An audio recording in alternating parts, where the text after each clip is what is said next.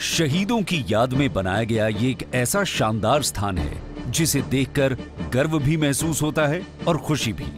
दिल्ली वासी इसे शहीदी पार्क के नाम से जानते हैं। दिल्ली की सबसे व्यस्त जगहों में से एक आईटीओ के पास एमसीडी द्वारा तैयार किया गया है शहीदी पार्क, जो कि देश का पहला बाह्य संग्रहालय पार्क है, जहां प्राकृतिक सुंदरता के बीच खिलखिलाते चंपा, फाइकस बेंजामिना, फरकेरिया, एरिका पाम, सिगगोनियम समेत अन्य प्रजाति के 56,000 पेड़ पौधे इस पार्क की खूबसूरती बढ़ाने के साथ ही दिल्ली के ऑक्सीजन के स्तर को बढ़ाने का काम भी कर रहे हैं। ये पार्क ई वेस्ट का बेहतरीन उपयोग कर वेस्ट टू बेस्ट का अनूठा उदाहरण पेश करता है।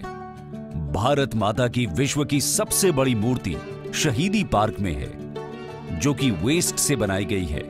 इसके अलावा इस पार्क में प्रवेश करते ही दिखाई पड़ती हैं ईसा पूर्व 315 से सन 1044 तक के स्वर्ण युगीन भारत की झलक। शकुंतला पुत्र भरत से लेकर देश के क्रांतिकारी आंदोलन के पैरोकार चापेकर बंधु, लाल बाल पाल, खुदीराम बोस, सावरकर, रास बिहारी बोस और महात्मा गांधी की मन मोह लेने वाली कलाकृतियां लोगों को बार बार इस पार्क में आने के लिए मजबूर करती हैं। सिर्फ यही नहीं, बल्कि भारतीय संविधान के निर्माताओं और विभिन्न रियासतों के भारत में विलय की कहानी के बारे में जानने का मौका भी यहाँ मिलता है।